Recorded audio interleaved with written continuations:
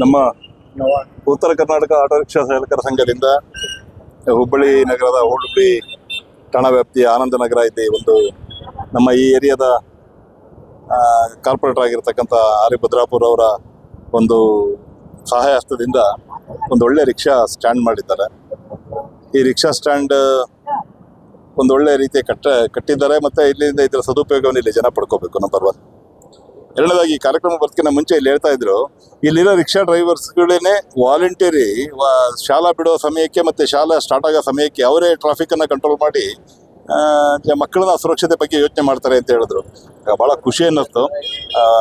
ಮುಂದುವರಿಸಲಿ. ಅದೇ ರೀತಿ ನಾಳೆಯಿಂದ ಇಲ್ಲಿಗೆ ಒಬ್ಬ ಕಾನ್ಸ್ಟೇಬಲ್, ಇಲ್ಲಿಗೆ ಸಿಬ್ಬಂದಿಗಳನ್ನು ಮತ್ತು ಇಲ್ಲಿ ಸ್ಪೀಡ್ ಬ್ರೇಕರ್ ಏನಾದ್ರು ಅವಶ್ಯಕತೆ ಇದ್ರೆ ಅದನ್ನು ಪರಿಶೀಲಿಸಿ ವ್ಯವಸ್ಥೆ ಮಾಡೋಂಥ ಕಾರ್ಯ ಮಾಡ್ತೇವೆ.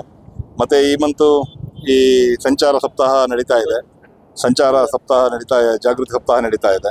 ಇಂಥ ಸಮಯದಲ್ಲಿ ಈ ಥರ ಒಂದು ಒಳ್ಳೆ ಕಟ್ಟಡವನ್ನು ಕಟ್ಟಿಕೊಟ್ಟಿರೋದು ಮತ್ತು ರಿಕ್ಷಾ ಡ್ರೈವರ್ಗಳಿಗೆ ಸಹಾಯ ಮಾಡಿರುವಂಥದ್ದು, ಇವೆಲ್ಲ ಭಾಳ ಒಂದು ಪಾಸಿಟಿವ್ ಥಿಂಕಿಂಗ್ ಅಂತೇಳಿ ನಾನಾದರೂ ಭಾವಿಸ್ತೇನೆ. ಸಂಚಾರಿ ನಿಯಮಗಳನ್ನು ಪಾಲಿಸಲಿ.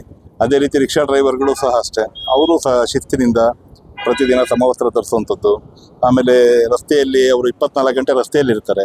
ಅವನ ರಸ್ತೆಯಲ್ಲಿದ್ದಾಗ ನಾವು ಸರಿ ಇದ್ದರೂ ಎದುರಿಗೆ ಬರೋನು ಸರಿ ಇರಬೇಕು ಅಂತ ಹೇಳಿ ಇಲ್ಲ, ಯಾರೋ ಮಾಡಿ ತಪ್ಪಿ ಯಾರೋ ಪನಿಷ್ಮೆಂಟ್ ಆಗುವಂಥ ವ್ಯವಸ್ಥೆಗಳಿರ್ತವೆ. ಆದಷ್ಟು ಹೆಚ್ಚಿನ ಹುಬ್ಬಳ್ಳಿ ಮತ್ತು ಧಾರವಾಡದ ಮಹಾಜನತೆ ಆದಷ್ಟು ಟ್ರಾಫಿಕ್ಕನ್ನು ಪರ್ಟಿಕ್ಯುಲರ್ಲಿ ಸಂಚಾರಿ ನಿಯಮಗಳನ್ನು ಪಾಲನೆ ಮಾಡುವಂಥದ್ದು, ಇವುಗಳನ್ನೆಲ್ಲ ಮಾಡಿ. ಈ ಜೀವ ಅಮೂಲ್ಯವಾದದ್ದು.